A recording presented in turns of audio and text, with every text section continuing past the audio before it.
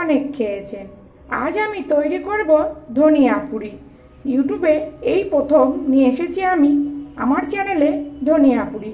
Welcome back to my channel S কিচেনের পক্ষ থেকে আমি শেফালি নিয়ে এসেছি আপনাদের জন্য আরও একটি নতুন স্বাদের নতুন রেসিপি, ধনিয়া পুরি। তার জন্য এখানে কিছু নিয়েছি উপকরণ। নিয়েছি ময়দা, এখানে আমার 350 গ্রাম ময়দা আছে। আর নিয়েছি দেখুন ধনেপাতা, যেহেতু ধনিয়া পুরি করব এই ধনেপাতাটাই কিন্তু পুর তৈরি হবে।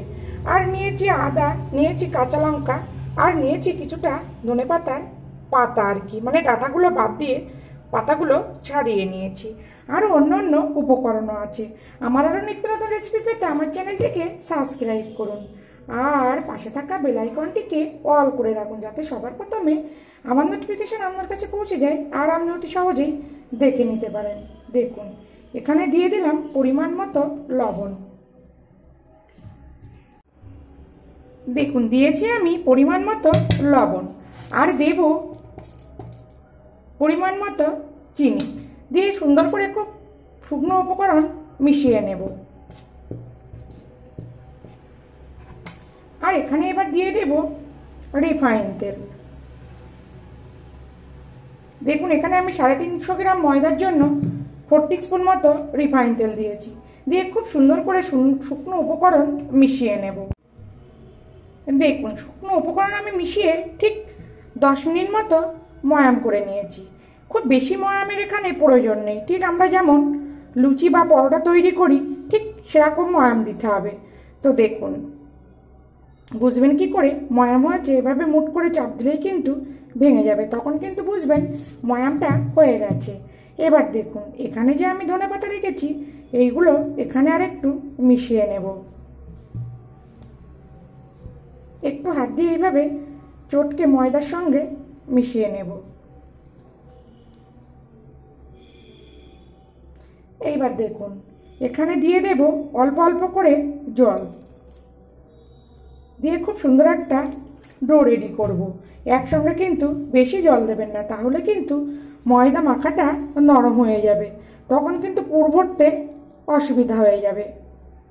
তো ময়দাটা অল্প অল্প করে জল দিয়ে মেখে নিয়ে ফিরে আসছি। দেখুন ময়দা আমি অল্প অল্প করে জল দিয়ে একটা ডো রেডি করে নিয়েছি। এবার দেখুন ওপর থেকে একটু তেল মাখিয়ে রাখবো, যাতে ওপরটা ড্রাই না হয়ে যায়। তো ঢাকা দিয়ে আমি 10 থেকে 15 মিনিট মতো রেখে দেব। তো দেখুন না করেছি খুব শক্ত আর না খুব নরম, মাঝারি মতো করে ডো রেডি করে নিয়েছি। তো এটা আমি সাইডে চাপা দিয়ে রাখবো। এবার দেখুন এখানে যে ধনেপাতা নিয়েছি ধনেপাতার একটা পেস্ট তৈরি করব। যেহেতু আমার মিক্সি জারটা ছোট তার জন্য আমি দুবার করে নেব। দেখুন তো দেখুন এখানে আমি দিয়ে দেব 5টা কাঁচা লঙ্কা। তো আমি এখানে যেমন ঝাল খাবো তেমন ঝালটা ব্যবহার করছি, আপনারা যেমন ঝাল খাবেন সেটা বুঝেই কিন্তু ঝালটা ব্যবহার করবেন। তবে অবশ্যই কিন্তু কাঁচা লঙ্কা ব্যবহার করবেন, তা না হলে যে সবুজ কালার সেটা কিন্তু থাকবে না।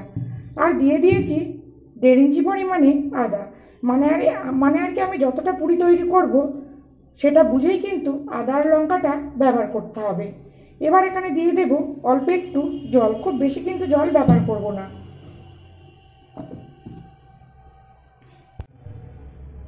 দেখুন ধনেপাতা আদা আর লঙ্কা আমি খুব সুন্দর একটা পেস্ট করে নিয়েছি।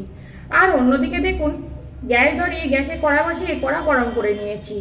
এখানে দিয়ে দেব পরিমাণ মতো রিফাইন তেল। খুব বেশি তেল কিন্তু এখানে ব্যবহার করব না, আমি রিফাইন তেল ব্যবহার করছি, আপনারা চাইলে সর্ষের তেলও কিন্তু ব্যবহার করতে পারেন। তেলটা গরম হতে দেব।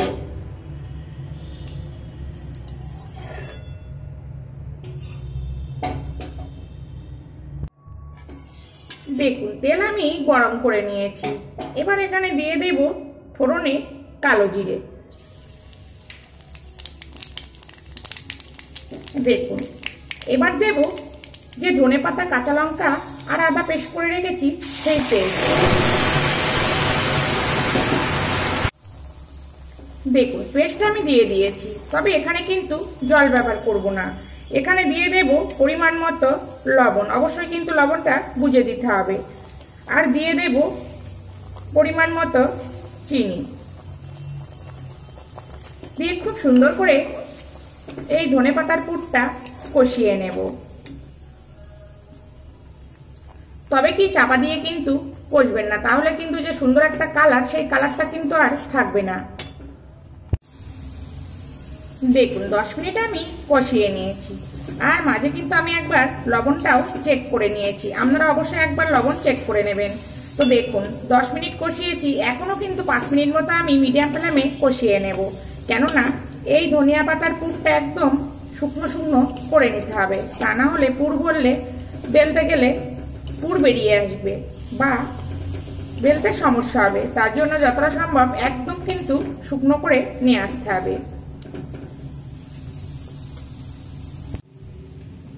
দেখুন ধনেপাতার পুর আমার রেডি হয়ে গেছে।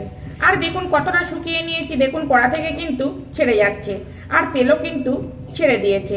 এবার আমি একটি পাত্রে তুলে নেব, নিয়ে ঠান্ডা করে নিয়ে ফিরে আসছি।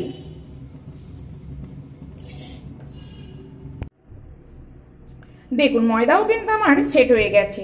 তো আমি আবার 5 মিনিট মেখে নিয়ে লেচি কেটে নিয়ে ফিরে আসছি। দেখুন লেচিগুলো আমি রেডি করে নিয়েছি, আর দেখুন ঠিক লুচি যেমন করি তার থেকে একটু বড় লেচি কেটেছি।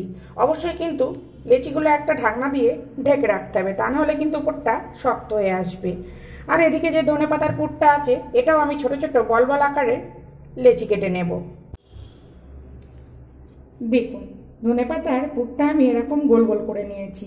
এইভাবে নিলে কি পুর ভরতে সুবিধা হবে। আর যে লেচি আমি কেটে নিয়েছিলাম, ওই লেচিগুলো করবো এরকম বাটির মতো।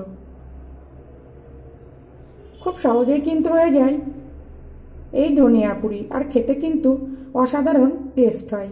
আমি একদিন তৈরি করে খেয়েছি, খেয়ে আপনাদের সঙ্গেই কিন্তু শেয়ার করছি, কেননা খেতে কিন্তু অসাধারণ টেস্ট লেগেছে।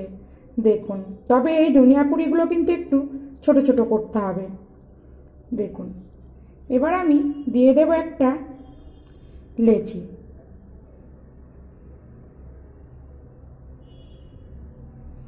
দেখুন কিভাবে মুখটা আটকে দিয়েছি। ভালোভাবে মুখ না আটকালে কিন্তু পুরটা বেরিয়ে যাবে। দেখুন এইভাবে ভরে নিয়েছি। আবার একটা দেখাই আপনাদেরকে। দেখুন এই পর্যন্ত আমার নতুন বন্ধু, পুরনো বন্ধু যারা আমাকে পাশে থেকে সাপোর্ট করছেন, তাদেরকে অসংখ্য অসংখ্য ধন্যবাদ এভাবে পাশে থেকে সাপোর্ট করার জন্য। আর যারা সাধারণ দর্শক আমাকে সাপোর্ট করে এগিয়ে নিয়ে যাচ্ছেন, তাদেরকেও অসংখ্য ধন্যবাদ এভাবে সাপোর্ট করে এগিয়ে নিয়ে যাওয়ার জন্য। দেখুন এই বাটির মাপ করে নিয়েছি, একটা পুর দিয়ে দিলাম। অবশ্যই কিন্তু মুখটা ভালোভাবে মারতে হবে।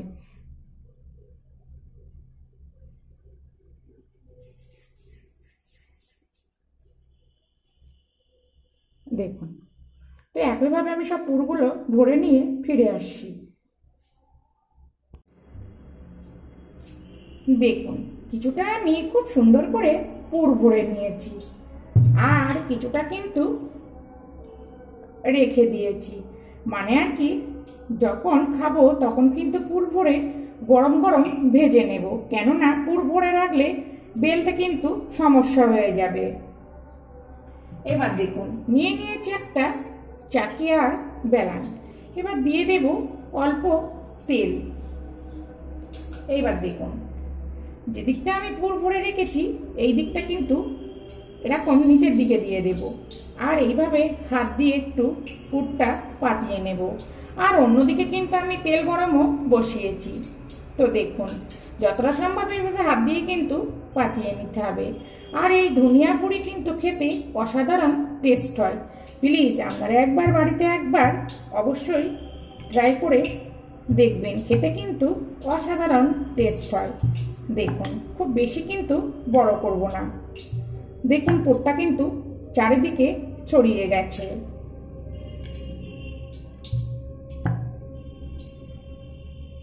দেখুন পুর কিন্তু একদমই বেড়ায়নি।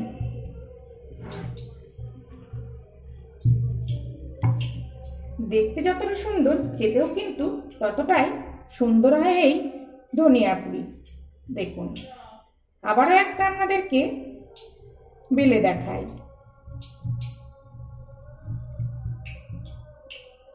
দেখুন এইভাবে আলতো করেই কিন্তু বেলতে হবে, খুব চাপ দিয়ে বেললে কিন্তু পুরটা বেরিয়ে যেতে পারে। বেলে কিন্তু বেশি সময় রাখবেন না, বেলেই কিন্তু গরম গরম গরম তেলে ভেজে নিতে হবে। দেখুন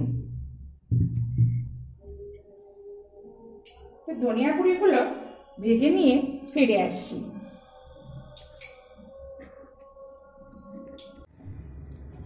দেখুন তেল কিন্তু আমি গরম করে নিয়েছি।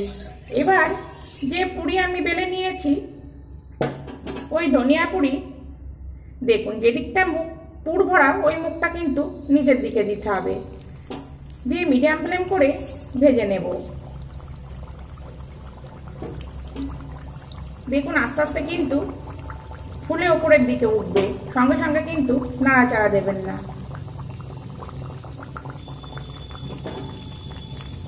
দেখুন এবার উপর থেকে আস্তে আস্তে এইভাবে তেল তুলে দেবেন। দেখুন কত সুন্দর ফুলছে। তো আপনারাও বাড়িতে অবশ্যই একবার এই ধনিয়া পুরি তৈরি করুন, খেতে কিন্তু অসাধারণ টেস্ট হয়। এবার গ্যাসের ফ্লেমটা একটু জোর করে দিয়ে ভেজে আমি তুলে নেব।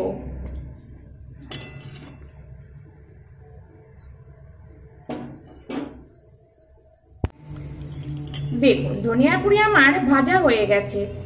তো আপনারা চাইলে আরেকটু কিন্তু লাল করে ভাজতে পারেন।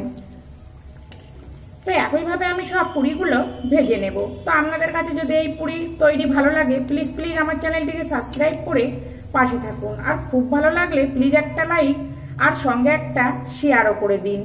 আর এই ধনিয়া পুরি কিন্তু আপনারা আলুর দম, ঘুগনি সঙ্গেও খেতে পারেন, খেতে কিন্তু অসাধারণ টেস্ট হয়, শুধুও কিন্তু খেতে পারেন। তো এবার দেখুন তুলে নেব।